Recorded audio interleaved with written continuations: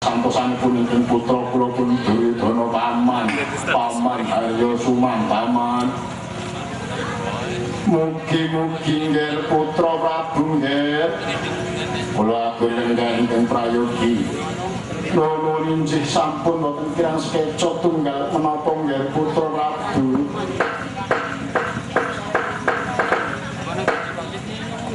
Mangke Koko Prabu rawuh paduka Koko Prabu winantuk saking Karahayon Koko Prabu Baladewa Koko Prabu wedat weladalah Yai Prabu Yai nugraha paringing Jawa tukang lumutur marang pun kakang saking praja Mendura datang manggih bebaya satunggal menapa Yai Prabu Yai. Wah matur gunging panuwun kang tanpa pamrih Koko Prabu langkung rumingkang kang rayi ngaturaken pasekan para kami katur paduka Koko Prabu.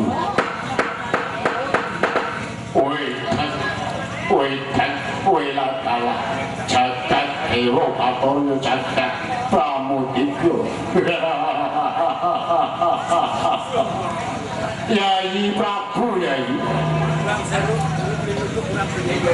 Prabu ngaturaken pasegampura kami dhumateng pungkakan bingah pungkakan andhinipun nampi Yai Prabu. Kula pundi mugi andadosaken jimat lan mugi muwuhana dhateng kasentosanipun kakang Yai Prabu Yai. Sakonduripun puja puji pangestutinipun ingkang raka lumuntur dhumateng paduka Yai Prabu Duryudana Yai. Nuwun inggih kula tampi asur kalih uga ndadosaken jimat lan mugi muwuhana dhateng kasentosan lan kawibawanipun ingkang rayi kula pun Duryudana Koko Prabu. Kula aturi lenggah ingkang prayogi sampun boten kirang sekeca tunggal menapa Yai Prabu. Mangke Bapa Pendhita Durna Bapa winantuk saking Karahayon rawuh paduka wonten ing panangkilan Bapa Pendhita Bapa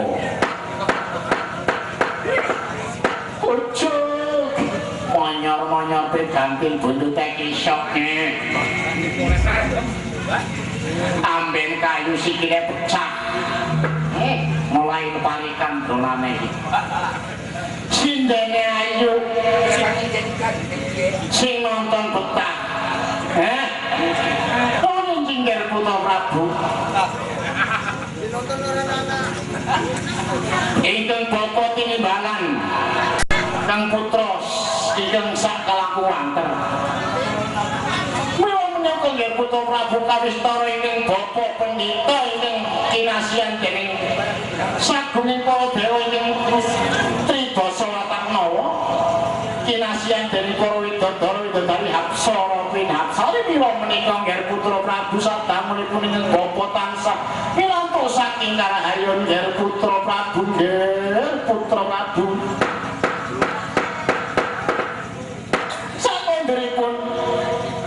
Ingkang bapa ngaturaken pasegampura kami konjuki sampun mawantu-wantu wonten sahandaping padha nggih putra Prabu sepindah mugi andadosaken keslametan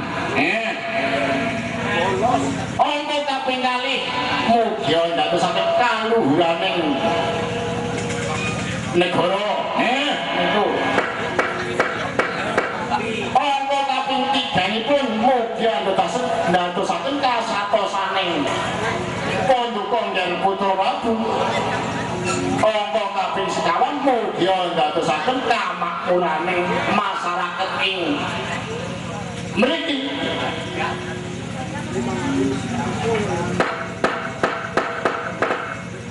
Wah,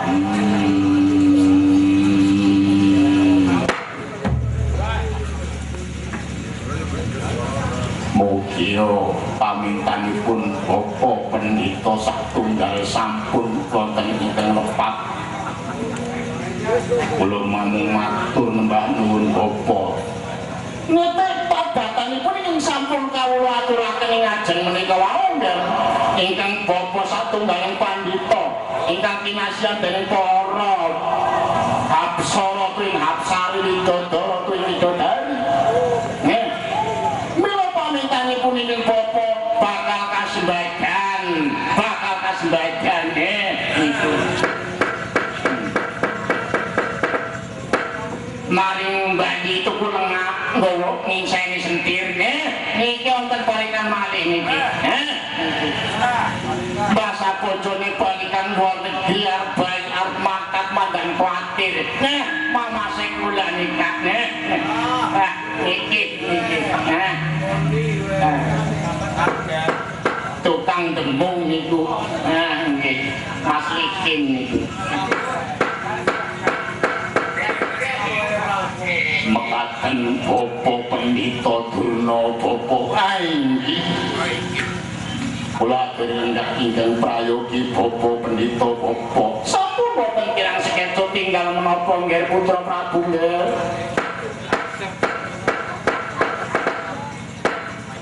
kondur dhateng Paduka Koko Prabu Baladewa pramila Paduka Koko Prabu kula timbali wonten ing Ngastina awit ingkang rayi kula badhe wonten sarembag ingkang wigatos dumateng Paduka Koko Prabu Baladewa Koko Prabu wedak kowe adalah jagat Mangestungkara dewaku ya jagat Mangestungkara ya iki Prabu ya badhe wonten wigatos ingkang kados pundi ya Prabu nimbali neraka saking Mandura nuwun injih Koko Prabu ing ari kapengker ingkang rayi nembe kemawon nampi wisiking dewa ing ari kapengker menika ari menapa menawi boten lepat anggara kasih dinten anggara kasih puninji wisikipun dewa menika wisikipun kados pundi yai nuwun injih Koko Prabu Baladewa wisiking Jawata minjang tembe ditimangsaning Prang Bratayuda Ngastina saged ungguling yudha menawi sampun kedurungan wahyu katentreman Koko Prabu Baladewa menika wisiking dewa Koko Prabu welah dalah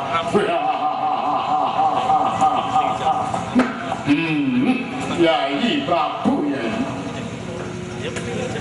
menawi wisiking Jawata menika ingkang raka boten kulina menika ingkang kulina nampi wisik utawinipun ngramal menika pujangga Ngastina Bapa Resi Kumbayana sumangga Paduka Yai Prabu dawuh dhateng Bapa Kumbayana tos pundi amrih saged nampi wahyu katentreman menika mekaten Koko Prabu Baladewa inggih lere sabateng suntungiling mangolati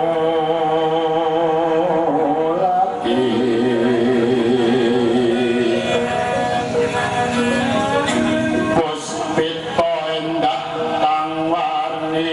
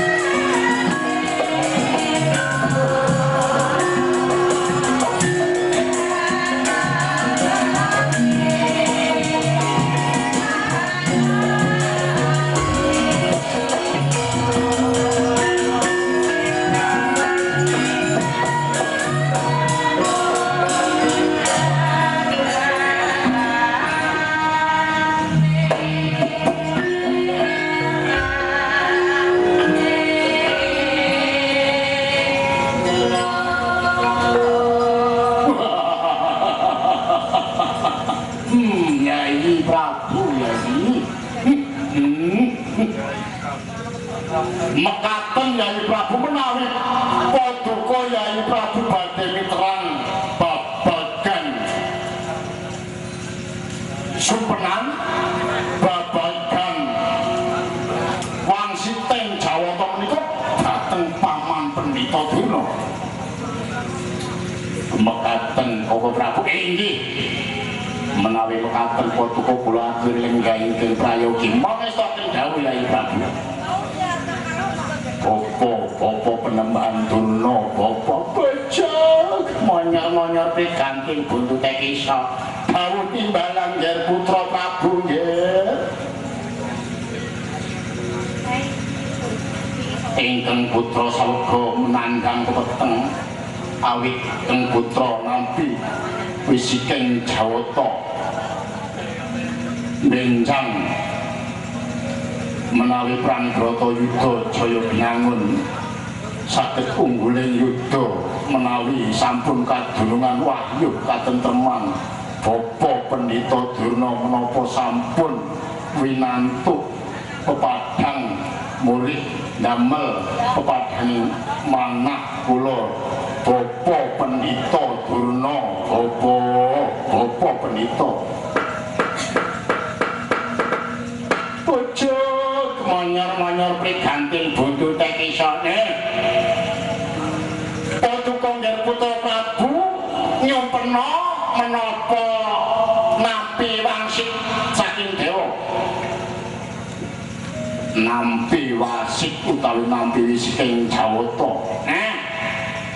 Wakne gondel pripun tujuane menawi wangsit kalih sumpenan menapa benten ya adijuni benten menawi sumpenan menika tiyang saweg sarek menawi wisik utawi wangsit niku diwastani sareng nggih boten nggih sareng ning tesi eling niku menawi sumpenan boten eling contonipun ngeten kula seturuk niki ya wong kula krasa-krasa niku kula bahasa kula lilir niku pun teng dhuwur sarene kula niku oh niku nggih teng dhuwur turu teng dhuwur sarene kula oh nggih mekaten Bapa Pendhita inggih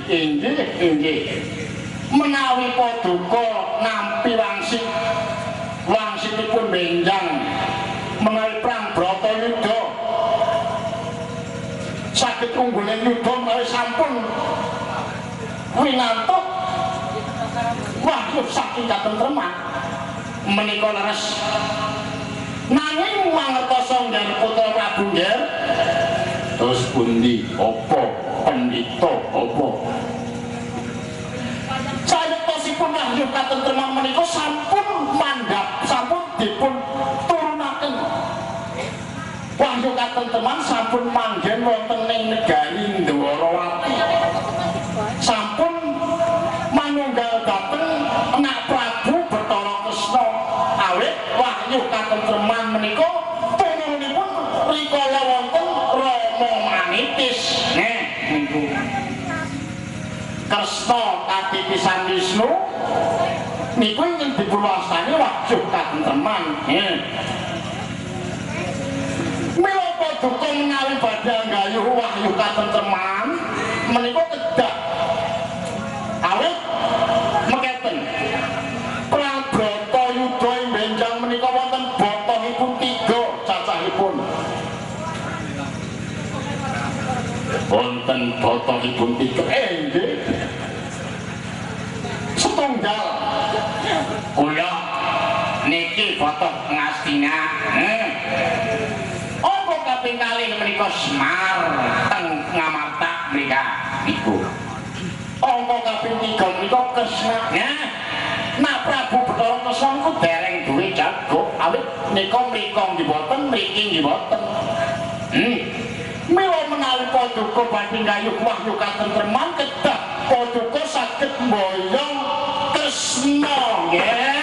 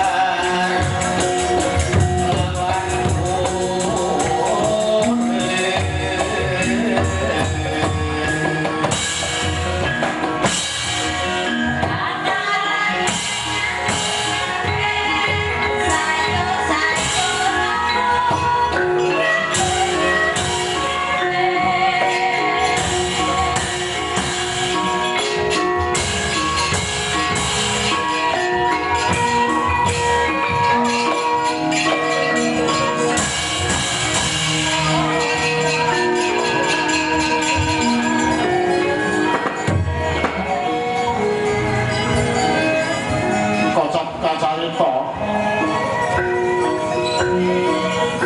Sang Maha Prabu imbal wacana ing paripurna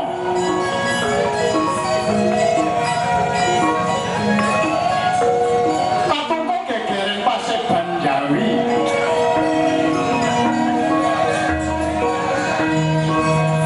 Paseban Jawi geger aloking para Kurawa Lesmana edan Lesmana kentir Lesmana gundung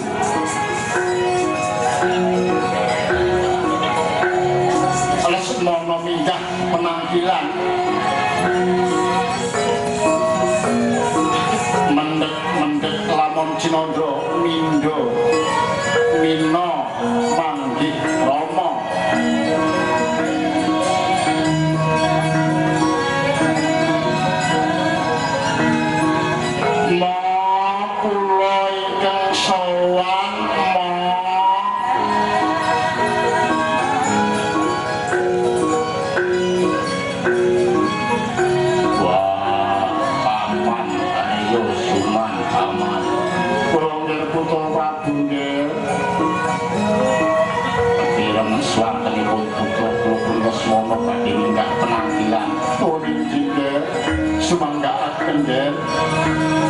ayo kene Lesmana ngawit adyopo pungkawa penampilan putraku ya iya ma aku arep munggah penampilan ma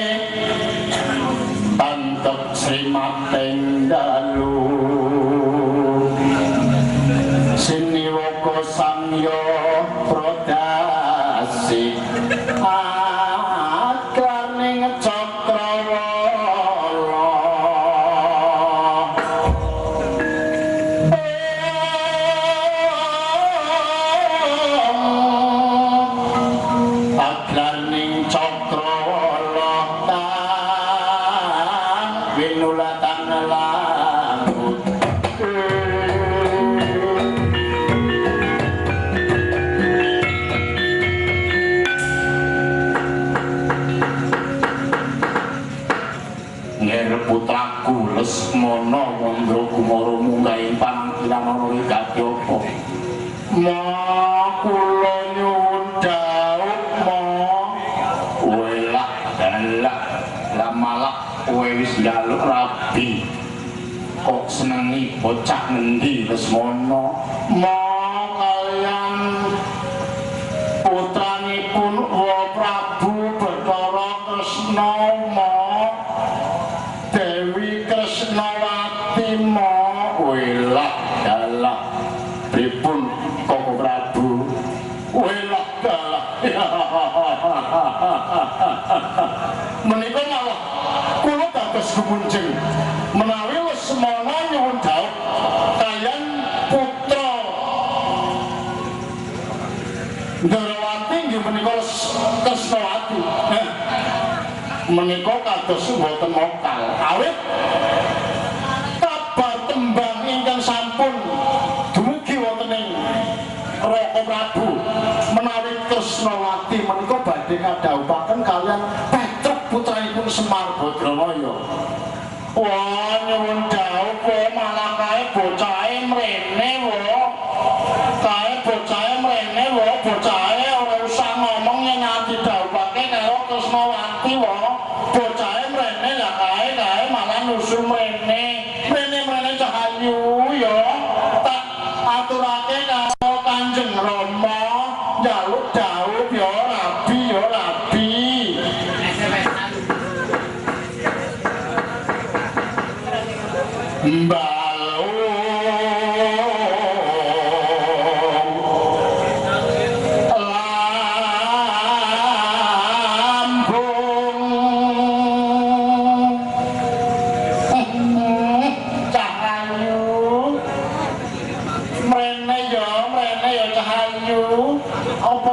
Iki kae lho, aduh Cahayu ndi sing ayu mrene.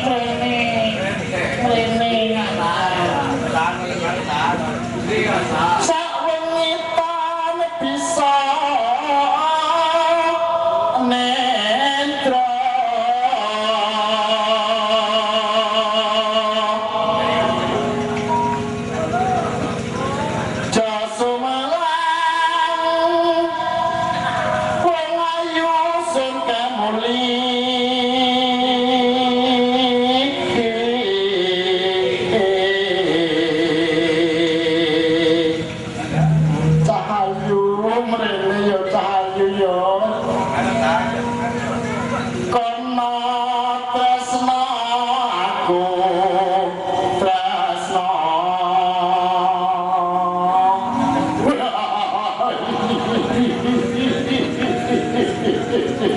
Yai Prabu Yai.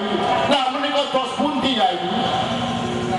Wah, dos pundi Koko Prabu? Jumbuhna katresnanira.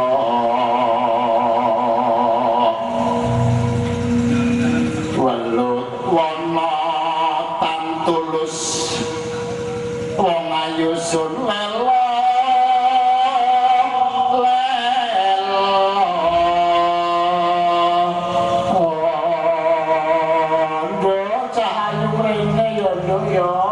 Aturake karo Rama mengko dawuh datuk koke skuter ya nduk ya rene tak aturke karo Rama rene ya wong aku le gantenge kaya piye mulane rambutku digondrong menapa men kowe seneng karo aku Cahayu iya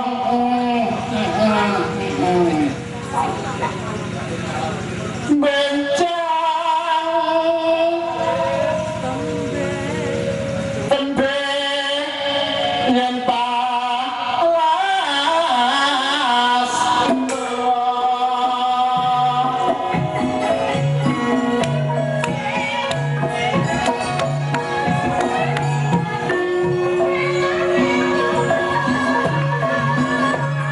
kere malayane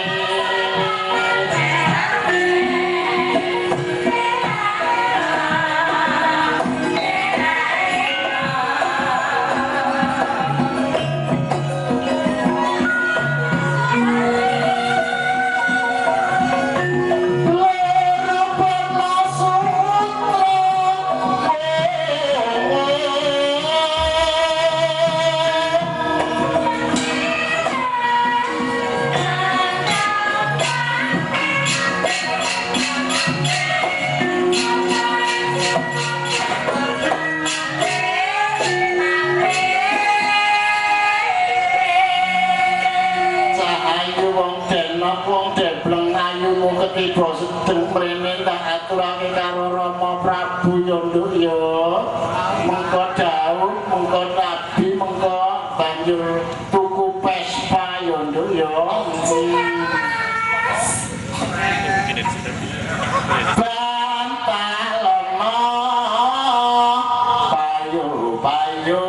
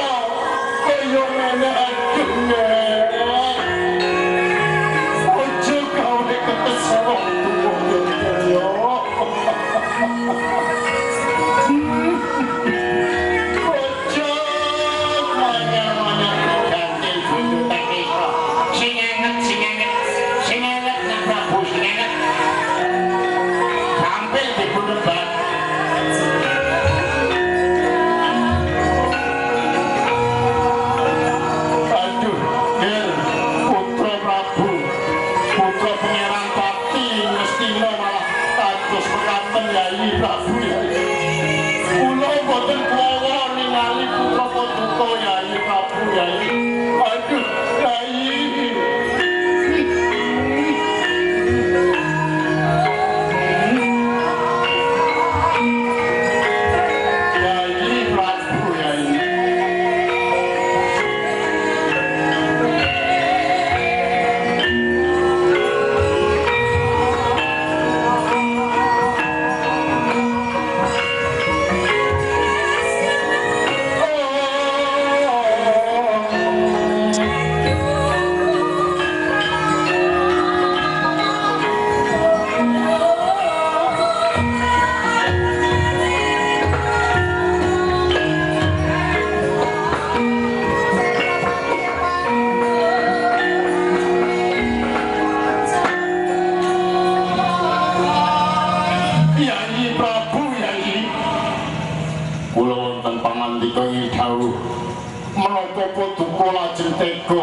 Ningali putranipun Paduka ingkang sampun mekaten menika. Waduh, Bapak Prabu. Sajatosipun kula nggih kados kemeng ing penggalih mepet penggalih kula menika dos pundi Bapak Pendhita Bapak. Aja monyor nggih Putra Prabu sabar. Sabar nggih. Wah, njaluk dawuh kae malah bocah lunga.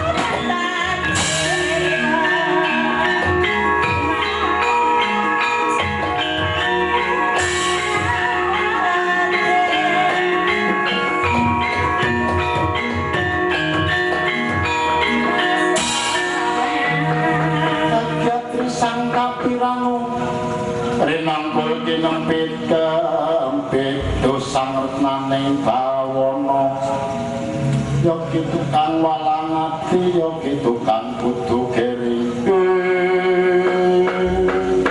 Welah dalah jagat dewa turun jagat. Yai Prabu Yai. Dos pundi Koko Prabu? Dos pundi lah menika putra Paduka ngantos kenging diwastani kunjana Bapa Yai. Nuwun inggih kula mlajeng mepet penggalipun dos pundi Bapa Pendhita. Aja monyor-monyor prikanthi Windu Tekisna. Nah, menika ngaten nggih Putra Prabu. Sampun lajeng wonten ing penggalih Paduka. Ingkang Bapa badhe matur, atur sandhapen padha.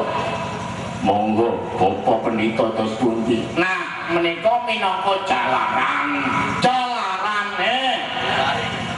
Lesmana gandrung kaliyan Tresnawati menika ingkang badhe nuwuhaken wahyu katentreman.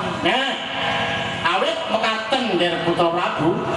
Dos pundi Bapa Pendhita menawi Lesmana dhaup kaliyan Tresnawati Prabu Bathara Kesura dados besan. Inggih. Nah, boten mokal benjanging Prang Bratayuda besan ajeng boten abot kali besan. Besan ya abot kali besan. Barang gawe-gawene ya gawane ya kecak. SMS-an. Ya mesti kuwi wis. Iya lah. Menika ngaten nggih Putra Prabu. Pun boten usah kuwatos. Anak Prabu Bathara Kesura tanggal jawab kula. Cethanipun sakniki monggo badhe benjang menapa kula katuri nglamar Kresnawati teng Ndorowati mekaten Bapa Pendhita inggih boten saged dangun Bapa Prabu Baladewa lan Bapa Duka Bapa Pendhita wekdal sakmenika bidhal wonten ing Ndorowati nglamar Kresnawati nuwun inggih mangestaken dawuh. Iya Yayi Prabu, kula namung ngestaken dawuh wekdal sakmenika kula nyuwun pamit medal pasiran.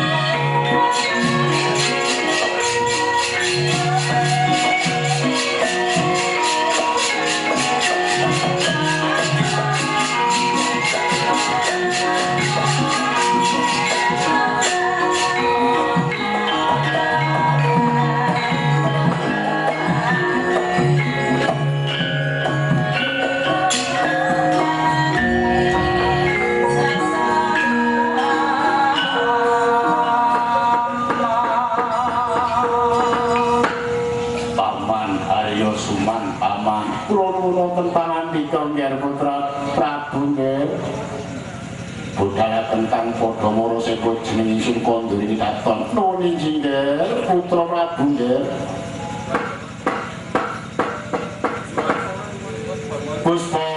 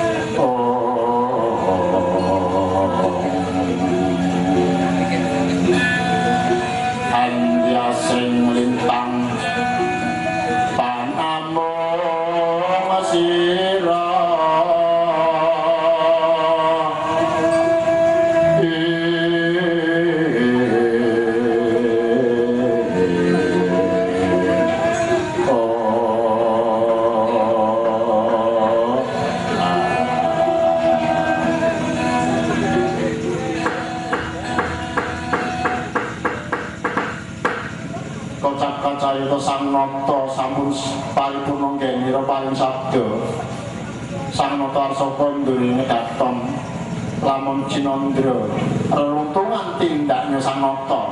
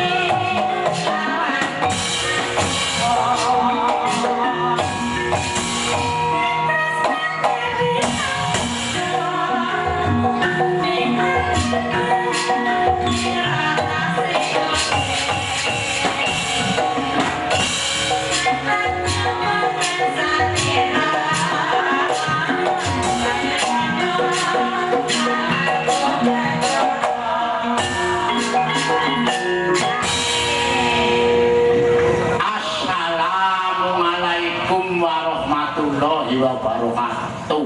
Waalaikumsalam warahmatullahi wabarakatuh. Sepisan malih. Assalamualaikum warahmatullahi wabarakatuh.